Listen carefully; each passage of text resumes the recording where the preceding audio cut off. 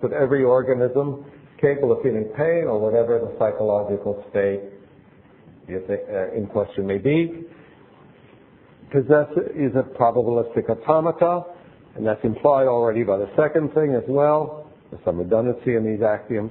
Every organism capable of feeling pain possesses at least one probabilistic description of a certain kind K. That is, being capable of feeling pain just is possessing a description of a certain kind.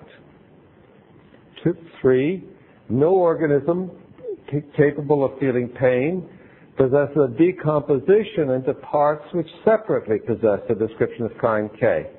So that means that Australia and the United States do not literally feel pain because they have a decomposition into parts which separately feel pain. This, by the way, 3, if you take that to mean a decomposition of parts, at least one of which, then that would rule out Searle's Chinese room, which was proposed much later. 4, for every probabilistic automaton description of the relevant kind K, there exists a subset of the sensory input. So these are not, the probabilistic automata I'm talking about are not supposed to be pure automata with no sense organs. They are supposed to be automata with mechanical sense organs of some kind and mechanical motor organs, which means among the things they can do is accept things that are printed on the tape by the sense organs or print on a second tape which instructs motor organs. For every probabilistic automaton description of kind K, there exists a subset of the sensory inputs such that an organism with that description is in pain if and only if its inputs are in that subset. So to summarize, a human being or an animal or any animal, or this is of course pain is a state we ascribe to organisms much simpler than humans, organisms with virtually no brains at all. But to be an organism capable of feeling pain or a robot capable of feeling pain, you have to have at least a certain kind, which is not specified here, notice, of description. There's some set of descriptions, perhaps an infinite set of descriptions, so that one of those has to be your probabilistic automaton description. And to be in pain, to be capable of feeling pain, is just to have a description of that kind. And to actually be in pain is to have a description of that kind and to have a sensory input in an appropriate subset. Now, I admitted that the hypothesis was very vague. I mean, what's the kind K? Could be an infinite class of descriptions. Is it a definable class? Is it specifiable in non-intentional terms? Is it specifiable otherwise than just as the set of descriptions such that something without description is capable of feeling pain?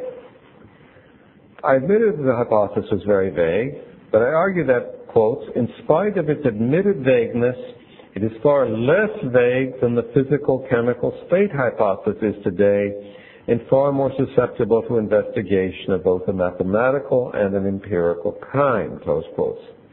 And then I added, and this reveals the extent of what I would call my scientism at that time, quotes, indeed, to investigate this hypothesis is just to attempt to produce mechanical models of organisms.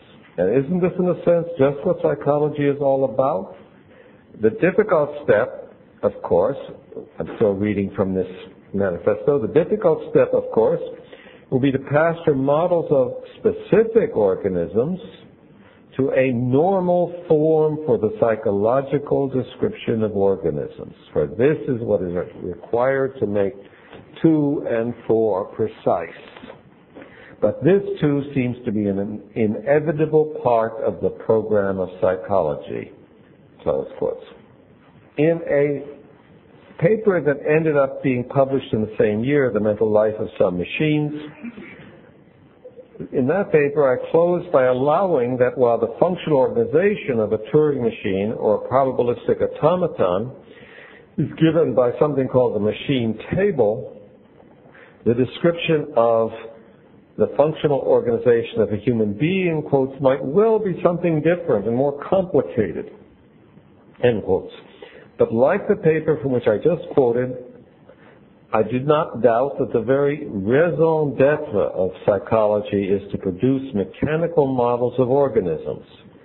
Nor does that paper express any reservations about the idea that it is, quote, an inevitable part of the program of psychology, unquote, to provide a normal form for the psychological description of organisms. Not just for the psychological description of human beings, please note, as if that were not utopian enough, but a normal form for the psychological description of an arbitrary organism. Once psychology has progressed far enough in the pursuit of this, quote, inevitable program to make the hypothesis that mental states are just functional states precise, it will be possible, or so I claimed, to confirm the hypothesis in a way analogous to the way in which we have confirmed theoretical identifications in physics. The laws of unreduced psychology, vernacular psychology, to the extent that they are true, will be explained by the fact that the psychological states they speak of are really these functional states, just as the laws of optics, unreduced optics, to the extent that they were true, were explained by the fact that the light rays and light waves they spoke of were really electromagnetic radiation of certain wavelengths. Well, let's now, as I say, the idea that we literally are Turing machines, which was or probabilistic automata, which is the way in which I originally proposed functionalism, quickly came to seem untenable. And at the beginning of Philosophy in Our Mental Life, I expanded on my qualms about supposing that psychological states of human beings are literally Turing machine states. In these papers, I frequently spoke generally of Turing machines rather than more precisely of probabilistic automata. I recognized that, quotes, the difficulty with the notion of psychological isomorphism is that it presupposes a notion of something's being a functional or psychological description.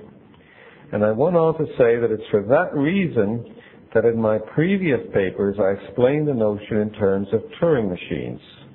And I remarked that that was the reason I felt constrained to defend the idea that we are Turing machines.